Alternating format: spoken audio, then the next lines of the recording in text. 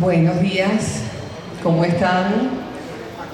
Bueno, es una gran alegría para mí tenerlos esta mañana de hoy en la librería El Buscón, en los espacios de Trasnocho Cultural, a quien siempre agradecemos haberse convertido en la extensión de nuestra pequeña librería.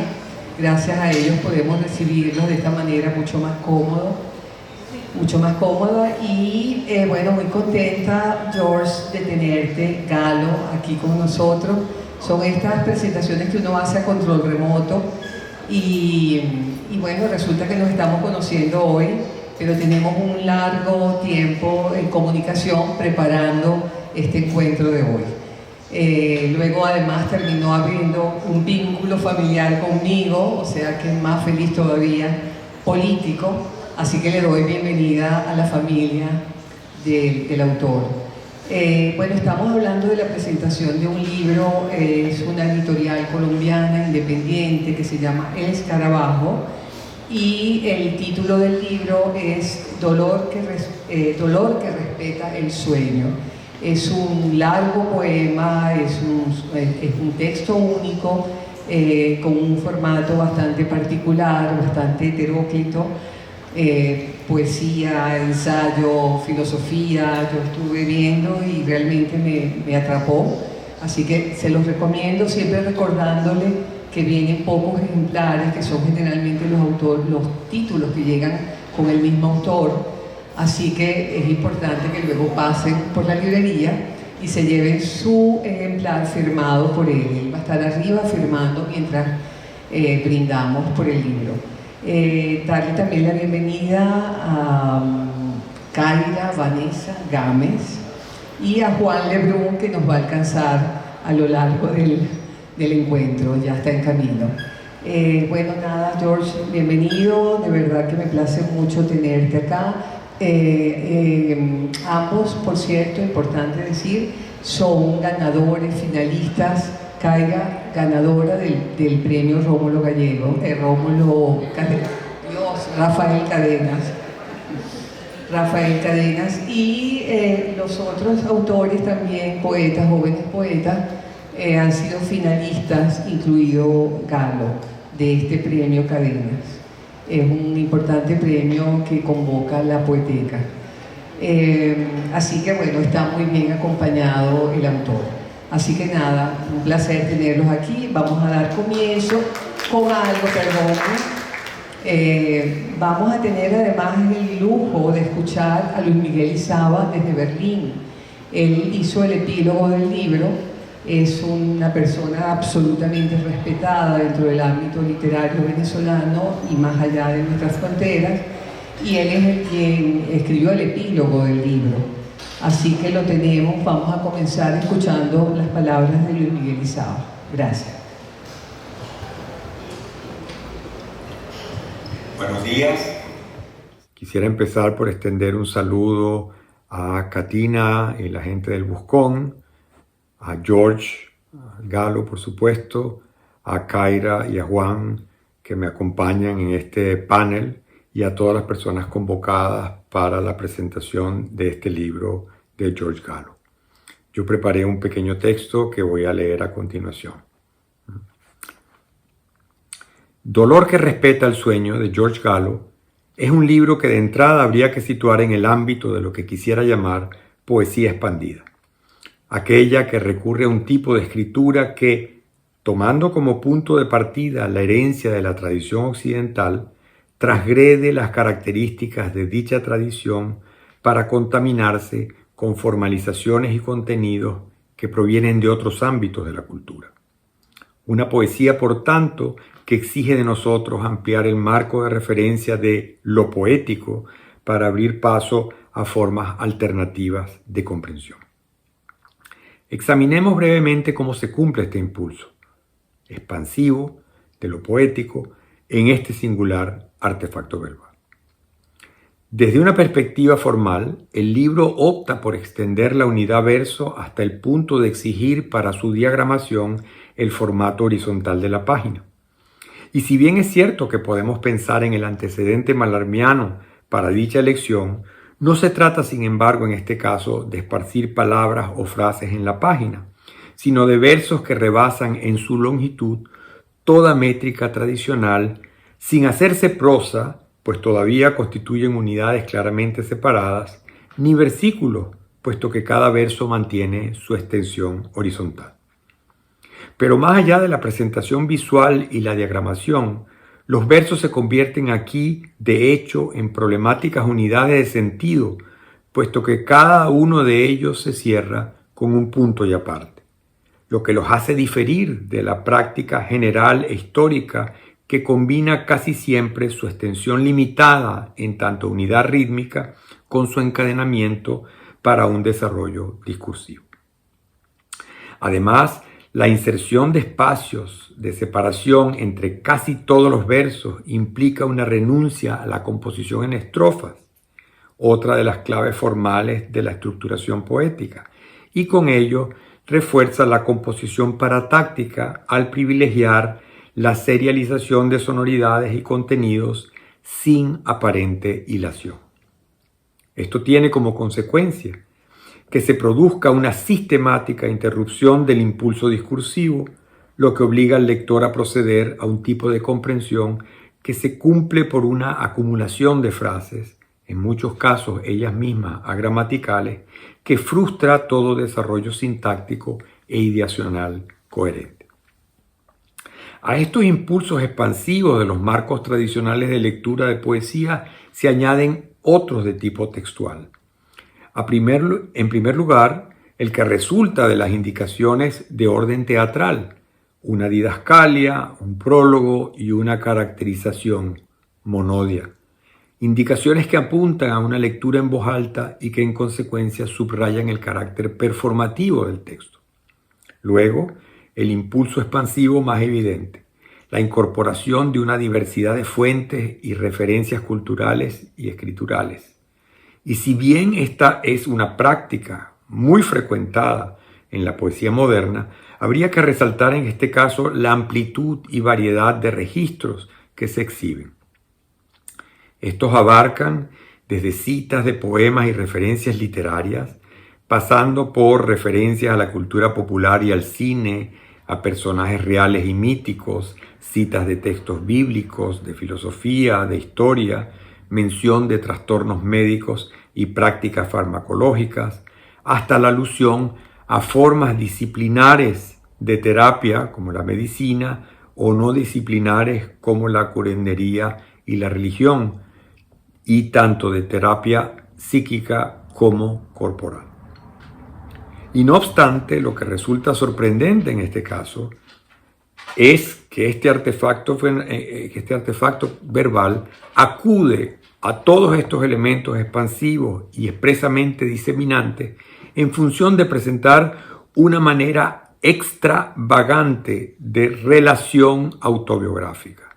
Con extravagante quiero decir que circula fuera de los trazados tradicionales, ¿no?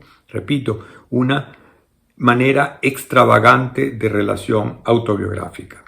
El relato de un sujeto, un yo, el deíctico por excelencia, de su historia, puntuada por recuerdos, vivencias, imágenes, y de su genealogía, inervada por las figuras arquetipales de lo familiar, el padre, la madre, el hermano, la abuela. El resultado, un sujeto que no puede ya entenderse sino como un tejido, textum, de relaciones establecidas entre lo singular y lo colectivo, entre las percepciones y afectos individuales y las predisposiciones y prescripciones con que la cultura los modula. Se trata así de un sujeto constituido por una pluralidad de textualidades que patentiza que los procesos de individuación, incluso los más íntimos, no pueden desligarse de los marcos de comprensión cultural y demuestra, en consecuencia, que toda subjetividad es en realidad inacible y fluida, múltiple y multiplicada, precisamente por su imbricación con los protocolos de la experiencia colectiva.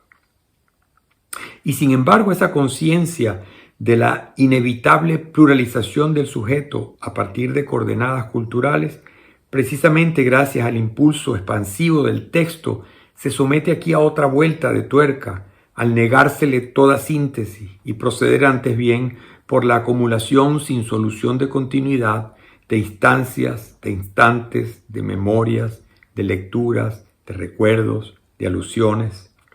Se insinúa así una historia que no obstante no puede sino percibirse en tantos fragmentos, una suerte de rompecabezas al que no subyace una imagen fija, precisa, predeterminada, sino al contrario, una que solo puede aspirar a síntesis momentáneas, incluso contradictorias, que oscilan entre vivencias concretas y formas de sentir, pensar y decir que proceden del colectivo. Estamos entonces frente a una propuesta escritural que entiende el sentido solo como superposición y suplementación de elementos, de datos, de recuerdos, de capas de contenidos y contextos heredados. El resultado, el sentido, ese señuelo del pensamiento occidental, se escamotea y con él nuestras expectativas de comprensión. Pero a la vez se refuerza el carácter múltiple y construido, pero no por ello menos crucial e incluso vital, de la existencia, que resulta solo intuible a través de huellas, marcas, indicios, la verdadera heterogeneidad del ser que Mairena recordaba de su maestro Abel Martín. Para concluir, y quizás responder a una inquietud del propio George y a contribuir a la tarea de delinear un perfil poético-cultural, me gustaría intentar situar este libro en el campo poético venezolano. No he dado hasta ahora con un claro antecedente para él en la tradición de nuestra poesía. Sin embargo, tengo la impresión de que Dolor que respeta el sueño reúne e integra vertientes poéticas presentes en los escritos de nuestros poetas, pero que rara vez confluyen discursivamente en una obra. A través de múltiples pero dispersos indicios, este largo poema, texto, artefacto, hila como en filigrana búsquedas como la reconstrucción familiar y memoriosa, que encontramos, por ejemplo, en Eugenio Montejo y en José Barroeta, la afirmación del cuerpo y la sexualidad, que encontramos, por ejemplo, en Armando Rojas Guardia, en Rafael Castillo Zapata, en Alejandro Castro, así como el trabajo productivo de las operaciones verbales que encontramos, por ejemplo, en Alfredo Silva Estrada, en Luis Moreno Villamediana. Sin embargo, en estos poetas, salvo momentos puntuales, estas tres líneas de escritura raramente convergen. Sin embargo, en esto, quizás dos posibles antecedentes podrían ser la poesía de Octavio Armand, con su referencia al ámbito de lo familiar, su proliferante intersexualidad y su experimentalidad, pero con un recurso al humor que no encuentro en la poesía de George Gallo. Y la poesía de Jairo Rojas, también con la combinación de experimentalidad y la rememoración familiar, pero en la que ésta se presenta con un carácter más afectivo y sin el complejo intertexto cultural. Concluyo entonces, estamos frente a un poema, texto, artefacto de lectura difícil, de sentido inasible, donde un sujeto se construye desde su irrevocable multiplicidad, desde su inabarcable polivalencia, y que no obstante deja un claro testimonio de que es a través de un conjunto de exploraciones verbales y textuales que accedemos a intuir la verdadera materia de la vida, de una vida. Muchas gracias.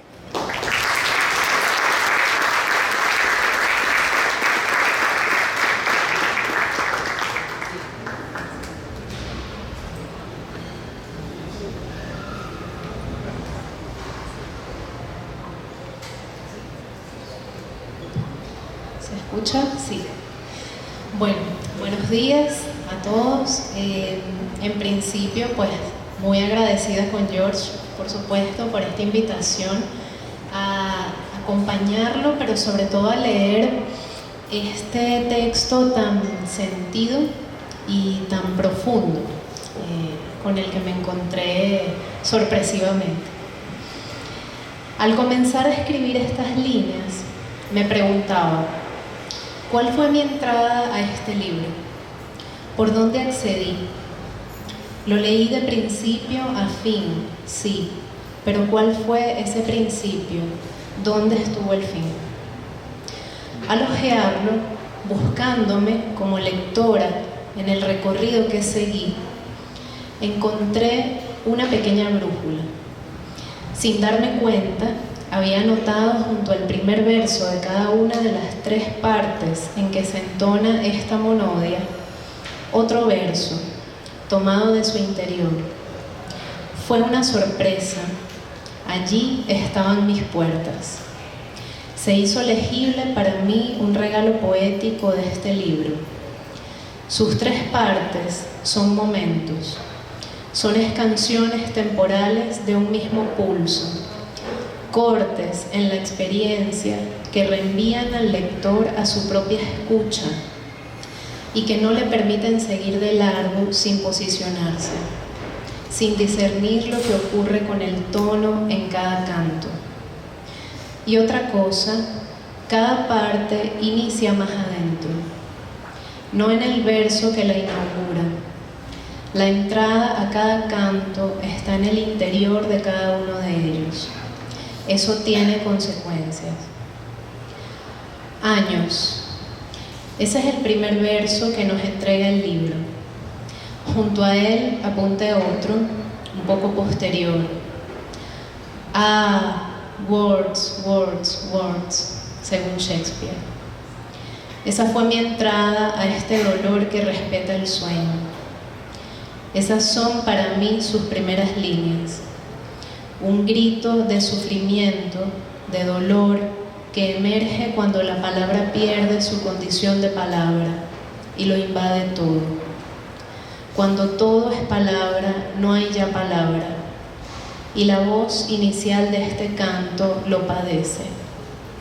Ah, parole, parole, parole, pobres narrados con palabras, palabras, palabras, y ya no hay goce en las sílabas, y viajamos a hitos, y perseguimos esplendores como gatos que confunden reflejos con su cacería. Es el infierno de la palabra que ya no habla, que no es más que imagen, dejando al cuerpo aquejado en la domesticación de no conocerse. Es un inicio en el que hay un poderoso cuestionamiento. Esa voz que en realidad es grito, asalta la noción misma de identidad, la convoca para atravesarla. De allí resalta una tensión conmovedora. De un lado, la identidad dibujándose a partir de las dedicatorias escritas en los libros que han sido recibidos como obsequio. Por otro, la imposibilidad de acabarse de hallar allí, la objeción, una brecha entre la imaginación del otro sobre el yo y las propias dimensiones del cuerpo. El prólogo anuncia esa desproporción. Ese breve poema que es el prólogo, hecho de epígrafes que han marcado esta voz y que precede al gran poema que vendrá, advierte, a través de Horacio, un libro cuyas figuras, como los sueños de un enfermo, se moldeen tan vanamente que ni pie ni cabeza a una forma correspondan. Es verdaderamente el ars poética, no de un libro, sino de los sueños de un enfermo. Estamos, y lo sabemos de entrada, ante un sueño, ante un deseo animado por la materialidad del sueño. Deshilar las palabras de la vanidad de la forma, ensayar con ellas no la figura, sino el impedimento, el agujero que haga existir un cuerpo onírico, valga la redundancia. El sueño es en sí mismo una objeción a la forma, pero no una objeción dialéctica, no es la antítesis de la forma, es su impugnación. Y ello habla en este texto. En esa primera parte, entre la hagiografía de un yo nimbado y la perturbación que introduce en el yo, el cuerpo real, amaneció una guerra que llevó a la carne a intransitar, a ser hoguera para sí misma. Así llega un primer corte. Por propia mano todo arde y queda solo un presagio que conduce el viaje que se desplegará. La condena a ser rumor, rastro, no cuerpo, bajo tanto adiós. Condenado a no tener un cuerpo. La segunda parte de este canto inicia en ese tono, el de una vitalidad que no bate más las aldabas. Su primer verso, delgado muchacho, como una respiración. La respiración adelgazada, el ser desmenuzado, inhabitado, la constatación de tener pulmones y no saber bailar con ellos. Es el tiempo del arribo al no cuerpo. También el tiempo de los brujos, de los sabios, de los gastroenterólogos, de los curanderos. Mejor dicho, el tiempo de los doctos. Los doctos que fallan familiarmente en tocar algo más allá de los declives del contorno llamados yo. Y una súplica, despertar ya o dormir ya completamente. El tercer y último canto inicia con el manifiesto de esa existencia incorpórea, sin ser. 2 versos más adelante, una pregunta introduce el tono que definirá ese momento. ¿Por qué no sueño?, pregunté alguna vez al vate. Y continúa, ¿en qué sitio está el que en su envés ya no es lenguaje? Perder el lenguaje es perder el cuerpo, y con él parte el sueño. Perdido el sueño, la voz que queda en una noche sin noche.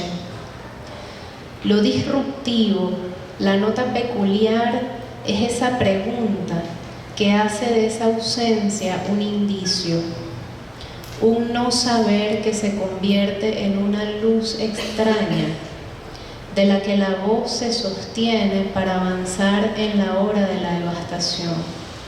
¿Por qué no sueño? Ciego, onírico, que como Tiresias comienza a leer. Y así atraviesa ese último tramo, a tientas, hasta dar con una presencia sutil que rehabilita para él la escucha misma, su propia voz.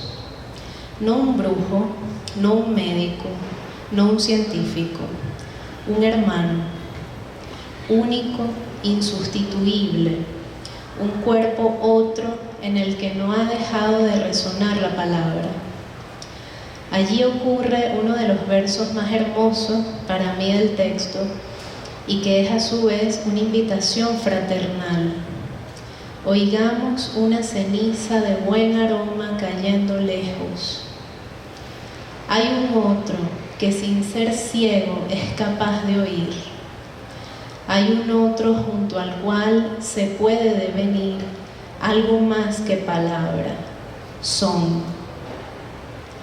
Y aunque allí culmine el texto, formalmente, leo, quizás sea más preciso decir escucho, el final de la travesía en otro lado.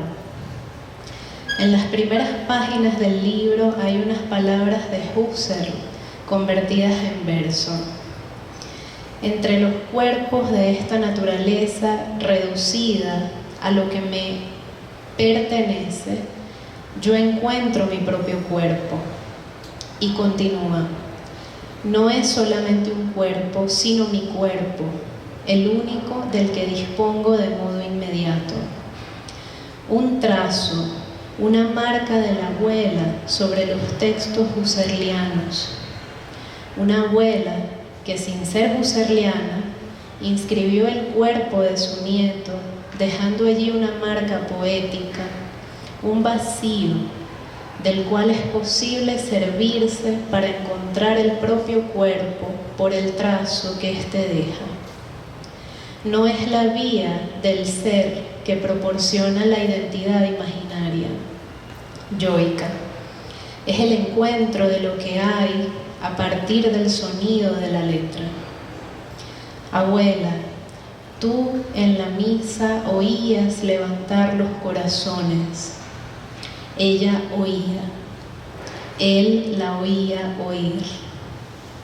Situada ella bellamente en la primera parte del libro, para mí es allí donde culmina el recorrido, en el inicio. Y si hay un inicio, un saber oír el cuerpo, se agrietan los augurios, se conmueven las escrituras en que se sostiene el destino. Dolor que respeta el sueño, ensayo familiar en una monodia. ¿Qué tono familiar ensaya George? ¿Qué hace la voz con esa nota que percute el cuerpo, marcado por la palabra familiar? El hacer que yo escucho es el arribo, la conquista de un dolor que permita volver a soñar.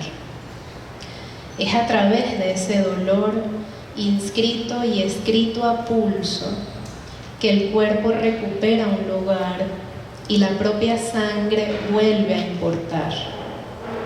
Un homenaje, una reverencia, un gesto de amor ante el dolor, que es sueño, que es deseo. Me queda una pregunta que agradezco mucho a este libro.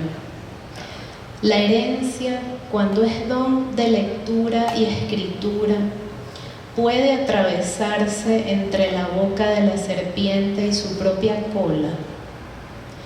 ¿Qué de la herencia sana de la herencia? No es un libro uroboro. Gracias, George, porque es un libro de múltiples puertas.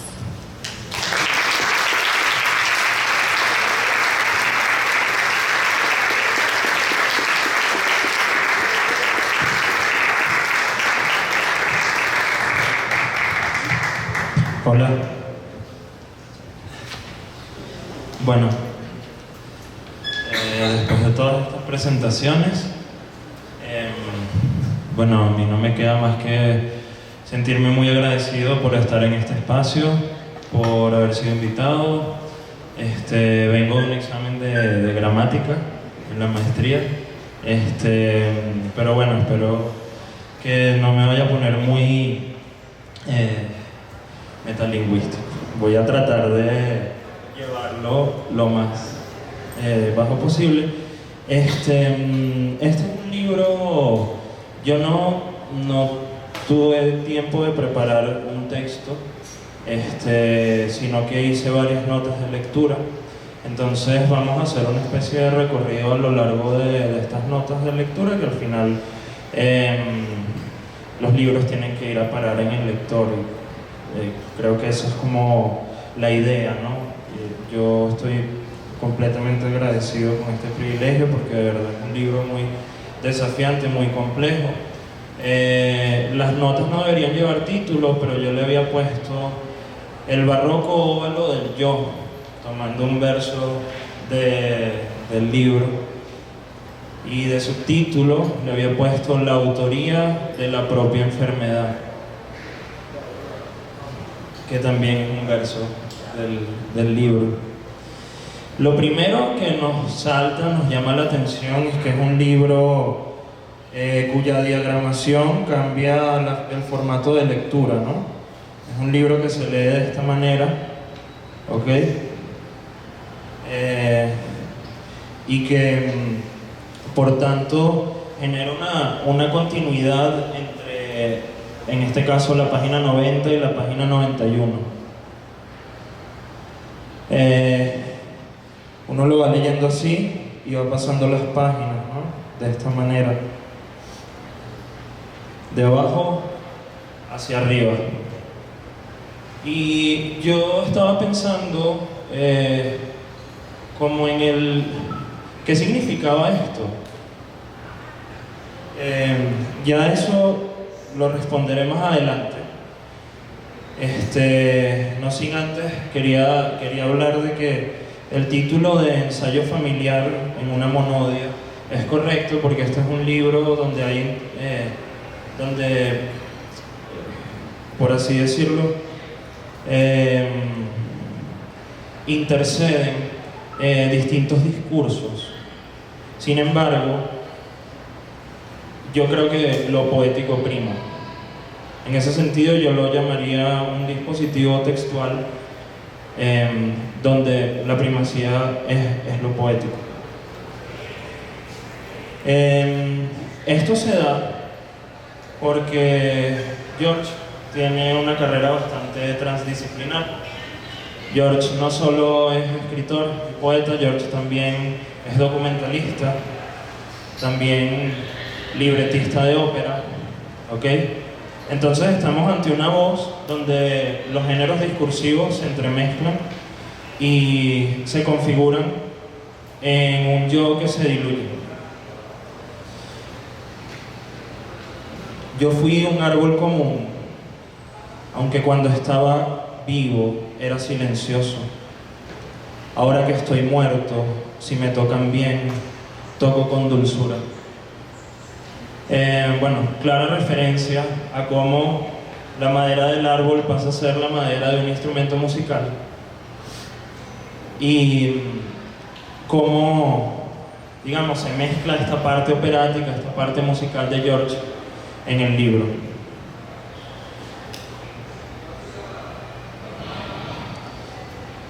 La parte, vamos a adelantarlo, la parte en cómo se lee nos recuerda un poco el subir la página de esta manera, la indigestión.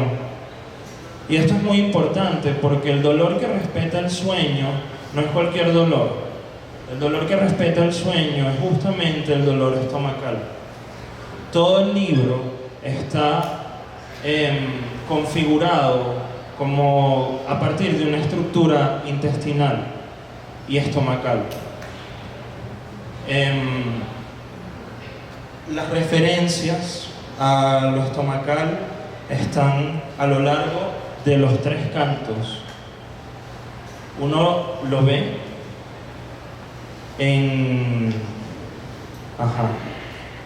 por ejemplo, la leche que aparece todo el tiempo, cómo esta cae mal, cómo la lengua materna inflama la voz, pero al mismo tiempo tiene relación con lo seminal, azuzando la escasa cerilla su esperma, cito. En sus testículos la carnicera peña donde se vuelve buey. Vuelvo a citar, saciedad, la de apretar el pezón del que no habrá alimento diferente al grito. Me asistieron remedándose los más venerables brujos, un gastroenterólogo, un chamán, un psicoanalista, un monje budista, una abuela, una madre, un hermano, un amigo, algunos bates. Ya por ahí tenemos una clave de lectura de todo lo que nos propone George en el libro, a partir de esta corporalidad, de esta biología, y cómo la voz y cómo el lenguaje es afectado por esto. ¿Qué es lo que pasa? Las estructuras se truncan. Las estructuras se truncan y George empieza a a generar versos con puntos y apartes. Y a veces pone nada más un verbo. Bueno, el comienzo está clarísimo. Años, punto. No miento, punto. ¿Acaso 20? Punto. Y esta es una estructura que se va repitiendo a lo largo del texto, justamente como cuando las vías digestivas se truncan. Este fenómeno es lingüísticamente lo que conocemos como elipsis, pero en este caso refleja una corporalidad bastante específica. El otro elemento que me parece una clave de lectura a lo largo de todo el libro es la familia. Incluso pareciera que la familia, el marco referencial de la familia, va estructurando el texto. Primero la abuela, luego la madre, el amante posteriormente, luego el padre, luego el abuelo. Y cito con lo del padre: ese poder ir al dolor que me consuela, Padre. Dije: mira, Padre, cómo acá escuchan la rabia de mi molienda. Padre, a tu padre que dejó a tu madre, justo antes de ver tu cara en esa zona llamada, por donde el viento anuda, Barlovento, hinchando la barriga del cachirulo, hinchando la barriga del vellocino de oro. ¿Cuándo dejaste, en cambio, Padre mío, con cariño de decirme cachirulo? Luego se vincula el padre con el rigor y la severidad, el más viril de los sordociegos. Llego a la tardanza donde te hiciste alcohólico, abuelo. Aquí aparece el abuelo, ¿no? Y además el vínculo con el abuelo es bien interesante porque se empieza a generar una reflexión en torno a la muerte y la lengua, porque todo lo que es madre, padre, abuelo en este libro tiene una correferencia con la lengua y con las palabras que le enseñaron a George. Van apareciendo como esos legados, como esas ausencias en las presencias o esas presencias en las ausencias en el poemario. Él dice: el español como lengua muerta, hablando del abuelo. Luego dice: llanto conjura de lo que no se explica, extensión de la víscera, vuelta, gota salada. Otra vez aparece la referencia intestinal.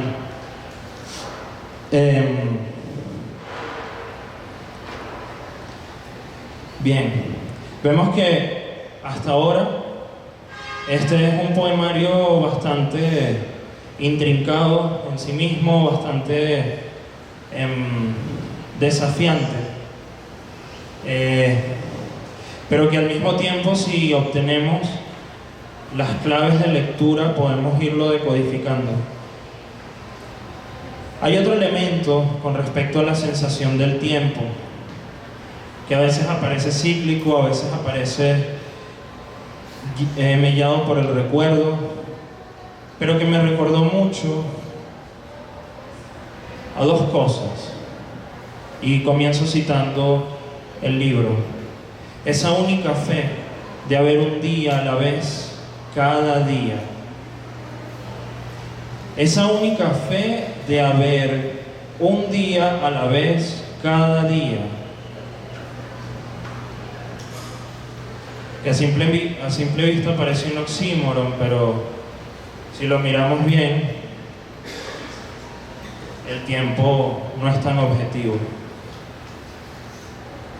La duración, esto me recuerda a la duración y a la percepción del tiempo en Bersón, donde se plantea el tiempo como un hecho psicológico. Me recuerda también un poco al Ulises de Joyce, donde se empieza el Ulises dura un día, ¿no?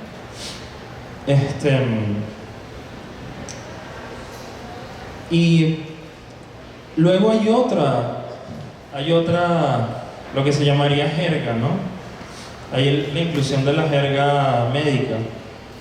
De repente aparecen, y además con un juicio valorativo, se habla de una fría literatura médica, se habla de una sustitución de los afectos, el opioide, estreñimiento narcótico, la diatriba quirúrgica de un polvo. Bueno, ya hablé un poco de la leche, de las vías digestivas, del tiempo, de la familia. de cómo la voz se apocopa, se vuelve intransitiva.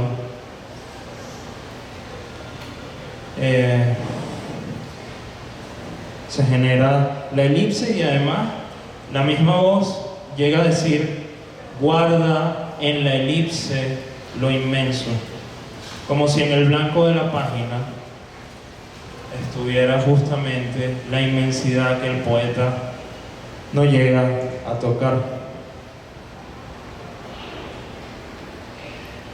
Hay otro eje temático, la voz. De repente la voz nos dice: moliendo la voz en cordeles, bebible. Y yo me pregunto, ¿cómo es eso posible? ¿Cómo es una voz bebible? ¿Cómo es una voz que se está moliendo en cordeles? ¿Cómo puede ser potable? ¿Y cómo hacerla potable en el libro? Que parece complicarnos un poco la vida, porque justamente el libro es ese proceso indigestivo, ¿no? La voz es un contorno, cito, y se toparon con los declives de mi contorno llamados yo.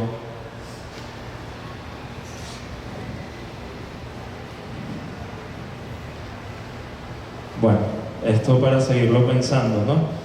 Ahí, sonoramente, tomo la teoría de Luis Gerardo Mármol, que está por ahí en el público escuchando. Para Luis Gerardo existen 3 tipos de música en la poesía: la rítmica, la melódica y la armónica. Y de hecho hay poetas mucho más armónicos, poetas mucho más melódicos y mucho más rítmicos. Por supuesto, la parte rítmica tiene que ver con el fenómeno suprasegmental, que ordena los versos, la prosa, la manera en que se encabalga, en que se dirige rítmicamente un poema. La parte melódica tiene que ver con un yo lírico expuesto, y la parte armónica, que es lo que me interesa, porque me parece que este libro es un libro totalmente armónico, se centra en la creación de una atmósfera.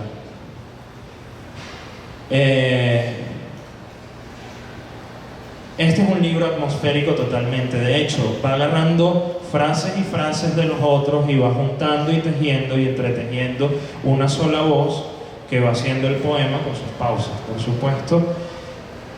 Y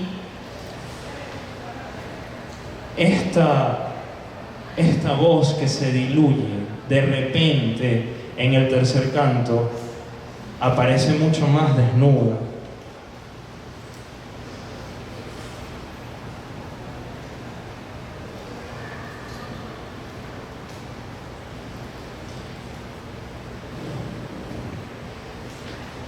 Sin ser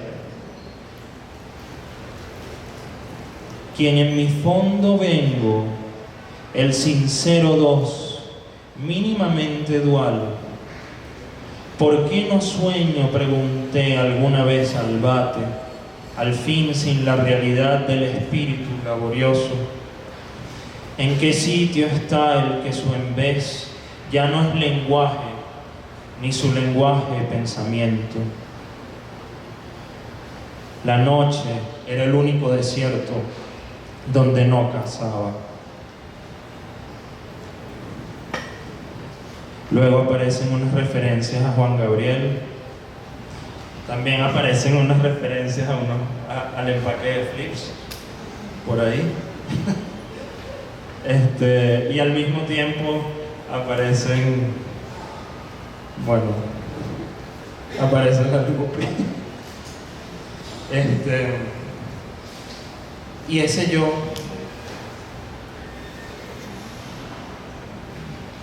termina diciendo o deseando, más que diciendo, algo más que palabra. Bueno, creo que esa es toda mi intervención. Nada, les agradezco y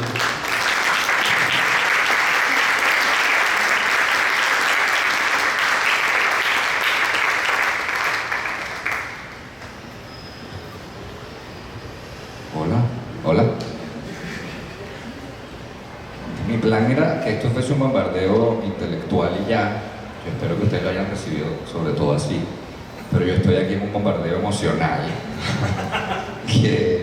Sí, porque al final uno se da cuenta que lo que más quiere cualquier autor o cualquier persona es ser bien leído en su presencia, ¿no? Y creo que eso es lo que me han regalado ustedes tres. Igual ahora también diré algo en este texto que he escrito, que se llama Un coro de muertos para una voz, la razón de este libro. Sin antes, por supuesto, quiero agradecer a Catina, a El Buscón, al Trasnocho, a José Pisano, en cabeza del Trasnocho, que ha sido un aliado para mí y para la cultura venezolana. Y también quería no comenzar sin dedicar estas palabras a la memoria de una persona que perdimos en la escena, en el Teatro Mundial, en la Ópera Mundial, las Artes Vivas, el jueves. Murió probablemente una de las más grandes almas que se dedicaban a la escena, Robert Wilson. Así que ahorita que terminemos, cuando estén ustedes brindando, hay un brindis, pues derramen unas gotas en su memoria, porque fue un hombre perfecto. No vamos a bautizar, el libro ya fue bautizado en Bogotá y es mala suerte bautizar las cosas dos veces, así que apenas yo termine están invitados a brindar y adquirir el libro, por supuesto. Lo que ha pasado estos 9 meses en mi vida, viviendo yo acá en Caracas, no tiene otro nombre que regresar, o así lo llaman, de convenio. El regreso como el imposible de una repetición, de una intentona por reparar o restituir. Regresar a la habitación de lo inhabitable. Hacer que lo muerto hable en lo vivo. Que los huesos, como en viejas guerras o liturgias, se hagan huecas flautas. El polvo del que nos deshacemos regresa en forma de soplo en el vano del flautín que somos y que aúlla. Cuando las voces del infierno le advierten al sumo poeta Orfeo, neflectat retro lumina sua, que no vuelva la luz de sus ojos a los muertos sombríos al rescatar a su amor, le planteaban el drama de devolver, regresar, volver, retornar la mirada hacia lo invisible o bien lo ausente. Y entonces, ese imposible, ¿qué es? Debo a Pascal Quignard la noción de que cuando Zenón consultó al oráculo para saber a qué correspondía consagrar su vida, aquel le respondió, sibilino y preciso, vuélvete el color de los muertos. Entonces Zenón interpretó que debía consagrarse al estudio de los textos antiguos y se hizo filósofo. Preñado de citas, quien se dedica a la digestión de lecturas no hace más que hablar con muertos. Retirado en la paz de estos desiertos, con pocos pero doctos libros juntos, vivo en conversación con los difuntos y escucho con mis ojos a los muertos. Inicia así Quevedo un soneto suyo. El coro de muertos, que es este poema mío, quiere ser la constatación de que no somos nada, absolutamente nada, sino en la voz de lo perdido. Que la literatura tiene muy poquito que ver con una lejanía y una frialdad de lo escrito, y todo que ver con el ardor del ejercicio del espíritu, que puede perder su cronología, su sometimiento a la materia, ser antes y después al mismo tiempo. ¿Hace de veras la literatura alguna otra cosa que no sea justamente regresar, o al menos intentarlo siempre? La literatura, para pesar de los despiertos, solo puede tratar el pasado o lo futuro. Porque en sí misma la palabra solo es para lo que efectivamente ya no está, lo pasado ausente y lo futuro ausente. Esa es su dorada cárcel, lo muerto del ayer y de lo que aún no viene. Ahí es claro que entonces lo literario siempre es regreso. Solo puede volver lo que se ha ido o lo que no ha llegado, pero nunca lo presente. Tanto en mi cine como en mi escritura y en todas las obras en las que comprometo mi espíritu, yo solo he apuntado a algo, que resultara absolutamente imposible referirse a las obras en términos de resumen. El resumen es la mandrágora, dice Transtromer en un verso quirúrgico. El resumen es el error y la trampa del concepto. Es la traición del concepto y al concepto, travestido en hacer creer que él es resumen y no mapa, explicación y no indicio. Hablar de lo que se trata algo es robarle capacidad a su experiencia. Nadie habla de qué trata, por ejemplo, la Mona Lisa. O si habláramos de qué trata el Jardín de las Delicias, apenas apuntaríamos a alegorizarlo, hablar del tránsito entre los tres estadios del retablo, jugar a decir que hay un transcurso en las historias bíblicas del cuadro, pero luego entramos en la descripción. He ahí el asunto, la descripción del alma. Me provoca decir ahora que este libro, y entonces todos los libros del reino del espíritu, son siempre sobre un volver. Por eso, solo existe, como bromeó Borges y como han teorizado solemnemente otros, una sola historia que contar, la del héroe que intenta volver a casa. La casa del lenguaje, diríamos ahora, pensando en el siglo XX y su obsesión. La casa del lenguaje que somos cada uno de nosotros. Si esto es así, quiere decir que solo existe una buena forma de escribir, y esa buena forma de escribir es poder hacer que el yo de cada libro, el yo por el que se tramita cada obra, no remita sino al espíritu común que hacemos emerger en todos los actos rituales, por íntimos o grupales que sean. El espíritu que se convoca cuando alguien se lee las cartas, o que se convoca cuando alguien va a misa, o convocado en un rave de música electrónica, o en amplios bailes de tambor, o que se convoca cuando nos sentamos a leer poesía. En todos esos casos podría no lograrse convocar el espíritu, y entonces estaríamos en el fracaso de la convocatoria y de la invocación. Pero de lograrlo, entonces, el arte escapa al entretenimiento y a la comunicación, de cosmética va a estética y va al más allá, al que nadie puede regresar su mirada de facto.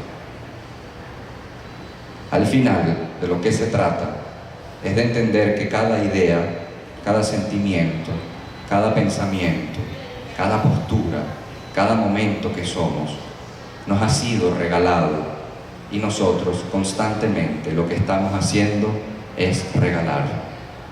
Somos obsequios de obsequios, obsequiando obsequios. Y los obsequios siempre se volverán exequias, porque también nosotros desapareceremos, y todo lo que nos ha antecedido así lo ha hecho, al menos en una forma, mientras que en otra persiste como obsequios y como exequias. En ese sentido, no solo la voz de este libro, sino la voz de todos nosotros en las artes, y en particular la que hoy acá me atañe, la poesía, cumplen para lo que fueron dadas precisa y originalmente, para que pudiésemos persistir en una coral de muertos que nos sostiene y a la que ya todos vamos ingresando paulatinamente aún mientras vivimos. La frase de Charles Lamb, "Damn the age, I will write for antiquity", maldita la era, yo escribiré para la antigüedad, no era solo una excusa para poder escribir barroco, como quizás también yo en este libro, sino entendiendo que el espíritu que invocamos en la literatura es el de aquellos que ya no están y de los que no han venido aún.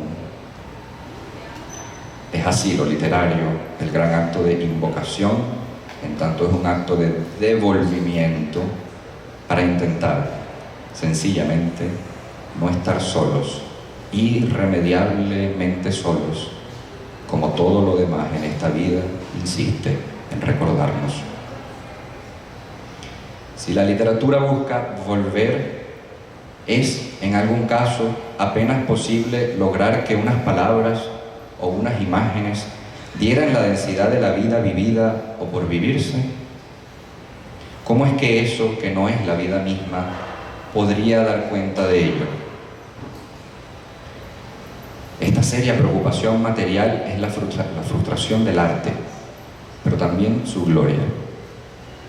La creación del mapa artístico, del atlas artístico, es un reclamo de lo vivo hacia lo muerto.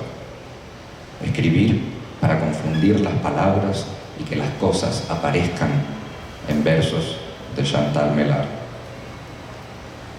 Quizás solo en el archipiélago, en el collage de nuestros fragmentos sobre fragmentos, en el logo más allá de lo lógico que se une por el agua entre las islas, podamos apenas intuir la familiar monodia ecoica donde el yo y el ustedes están llamados a indistinguirse. Este texto es, pues, la mirada prohibida, neflectac retro lumina sua, pero necesaria al sombrío abismo de nosotros, infernal primero, luego límbico, luego paradisíaco, a lo supuestamente perdido de nosotros, eso que, al ser regresivamente visto, puede entonces, quizás, morir en paz por segunda vez. En cualquier caso, amigos, lo más importante de este libro es la conciencia de la que ya muchos sabios han participado antes, que la enfermedad es una dulce escucha de la vida y que la enfermedad es una base, mientras que la salud, un raro contrato que existe toda vez que no fallen los grandes e improbables entramados sociales, económicos, políticos, genéticos, históricos y materiales que construimos. Pero fallarán. Tarde o temprano, la hora de la falla llega a todo ser humano. Esa es la primera noble verdad del budismo, por ejemplo, de cuando el iluminado vio un pájaro muerto en su jardín y entonces descubrió todo. La cuarta noble verdad del budismo es que podemos preñarnos espiritualmente para la hora de esa falla. Por lo general, sin que llegue tal falla, no hacemos la preparación, pues la falla no excusa, sino que supone e implica su consumación. También dicen los iniciados y los que saben, no solo agradecemos la vía del Buda, sino las razones que nos llevan a ella, es decir, el sufrimiento.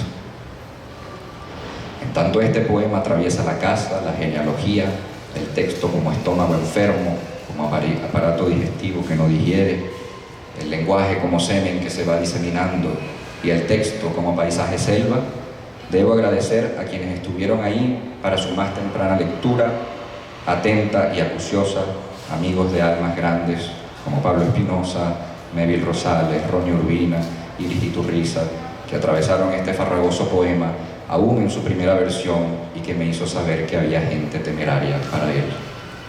Todavía más, mis maestros, Santos López, Luis Pérez Oramas y Octavio Armand, que también leyeron con inclemente amor y corrigieron. Hasta el camino de hoy, mi íntima entrega a los 4 lectores inteligentísimos que me han acompañado en esta última etapa.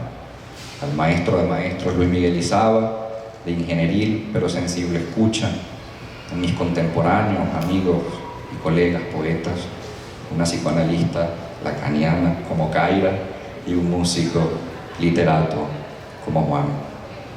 A Gina Saraceni, poeta y descubridora también, por cuanto me acompañó en la presentación del libro en Bogotá. Para un autor, lo más importante es inventar a los lectores que aceptan la cojera y que nos asisten con su inteligencia.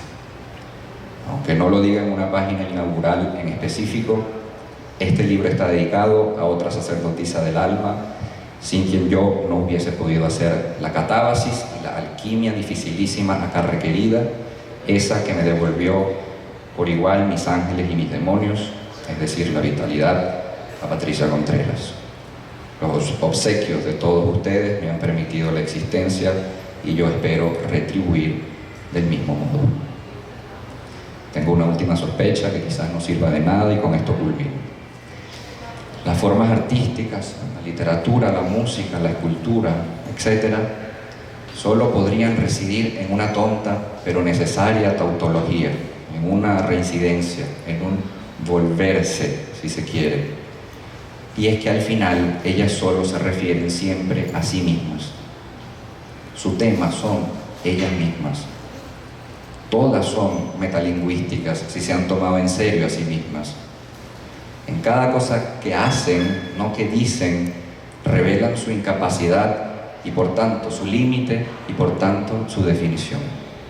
Son lo que son cuando no pueden ser todo lo demás.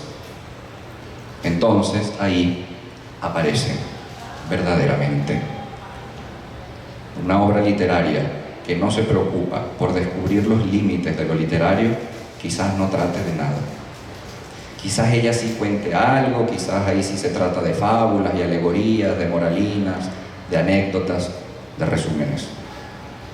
Aquella que, en vez, se ocupa de no poder ser relatada, sino experimentada, puede entonces comenzar a dar su parcela a ese oficio indecible que resulta ser la descripción del misterio que llamamos alma. Muchas gracias por estar aquí. Muchas gracias.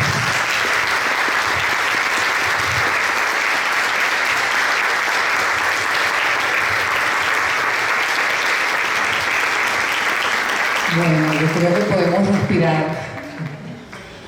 Impresionada realmente por esta presentación, creo que mucho más allá de una presentación de un libro, lo que hemos escuchado. Quiero dar mi agradecimiento profundo a los presentadores, estuvieron estupendos, a tus palabras, de verdad muy conmovida, y por supuesto invitarles nuevamente a los que llegaron después, recordarles que hay pocos libros y que una vez se acabe probablemente costará que llegue nuevamente. Así que los invitamos a adquirirlo, a que lo firme el autor y a brindar. Muchísimas gracias por acompañarnos.